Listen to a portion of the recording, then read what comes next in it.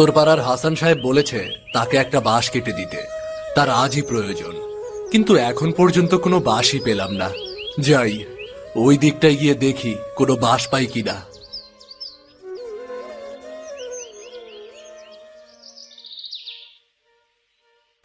আরে, এই যে একটা বাঁশ গাছ, যাই এই গাছটা কেটে নিয়ে যাই।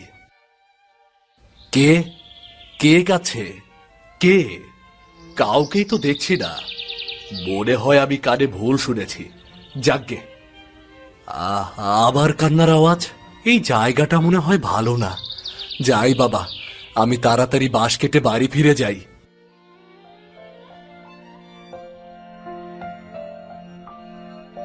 রফিক, বাড়ি আছো নাকি? রফিক। আরে হাসান সাহেব যে, আমি একটু পরে আপনার বাড়িতে বাসটা নিয়ে যেতাম। আসলে হয়েছে কি, এত ক্লান্ত ছিলাম, তাই আজ ঘুম থেকে উঠতে একটু বেলা হয়ে গেল। না না না না, ঠিক আছে, বুঝতে পারি তুমি অনেক কষ্টের কাজ করো, ক্লান্ত হওয়াই তো স্বাভাবিক, তাই না? তা বাসটা কোথায় রফিক? একটু দেখি তো, আমার কাজের জন্য এটা উপযোগী কিনা। হ্যাঁ হ্যাঁ, অবশ্যই আসুন, আমার সাথে আসুন। এই যে, এই বাঁশটাই কাল কেটে এনেছি আপনার জন্য। বাহ, একদম আমার যেমন বাস প্রয়োজন ছিল ঠিক সেটাই তুমি এনেছো। আমার নতুন নকশার আসবাবপত্র বানাতে ঠিক এমন একটা বাঁশেরই প্রয়োজন ছিল। যাক, তাহলে ভালোই তো হলো। আমি কিছুক্ষণ পর আপনার বাড়িতে বাসটা পৌঁছে দিয়ে আসবো, কেমন? আচ্ছা ঠিক আছে, তুমি তাহলে একটু পরে আমার বাড়িতে বাসটা পৌঁছে দিয়ে এসো, কেমন? আচ্ছা ঠিক আছে ভাই। আমি তাহলে এখন আসি। জি আচ্ছা, ঠিক আছে। যাক, বাসটা হাসান সাহেবের পছন্দ হয়েছে। এটা বিক্রি করে বেশ ভালো টাকায় পাওয়া যাবে। আমি যাই, তাড়াতাড়ি খেয়ে নেই। খেয়ে দিয়ে বাসটা হাসান সাহেবের বাড়িতে পৌঁছে দিয়ে আসবো। এরপর আবার কাজে বেরোতে হবে।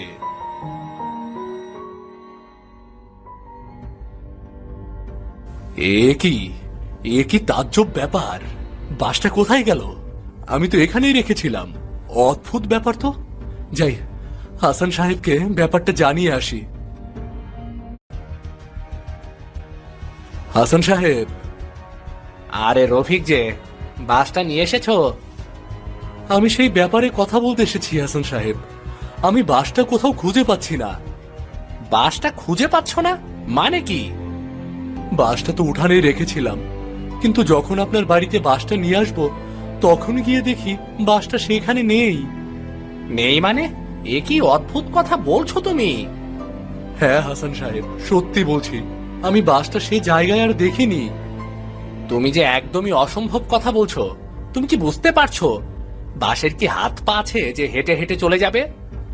দয়া করে আমার কথা বিশ্বাস করুন না, আমি সত্যিই বাসটা খুঁজে পাচ্ছি না। আমার মনে হয় তুমি বাসটা অন্য কোথাও রেখেছো। তুমি আবার একটু খুঁজে দেখো, যাও। এমন তো হওয়ার কথা না। উঠোনে চোখের সামনে রাখা বাস এভাবে হারিয়ে যাবে? অনেক সময় তো ভুল হতেই পারে, হয়তো ভুল করে অন্য কোথাও রেখেছো। তুমি বরং বাড়ি গিয়ে বাসটা খুঁজতে থাকো, কেমন? আচ্ছা ঠিক আছে, বাড়ি গিয়ে বাসটা খুঁজে দেখি।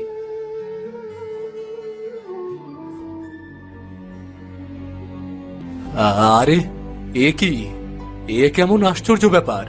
বাসটা তো দেখি আগের জায়গাতেই আছে। যাই, এক্ষুনি এটা নিয়ে হাসান সাহেবের বাড়িতে পৌঁছে দেই। যাই যাই। আমাকে বিক্রি করে দিও না।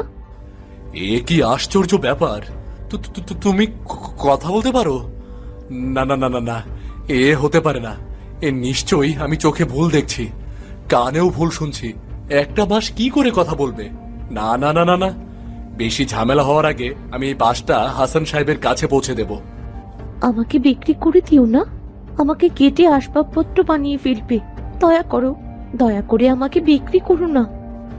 আরে কি অদ্ভুত ব্যাপার! তুমি তো দেখছি সত্যি কথাই বলছো, কিন্তু এটা কি করে সম্ভব?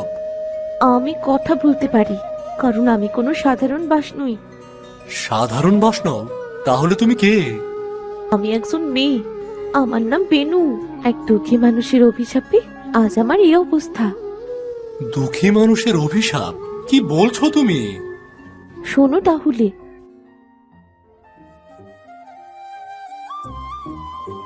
কই গো রানু, রানু, কোন জায়গায় গেলা? রানু। কি গো, তুমি এলে?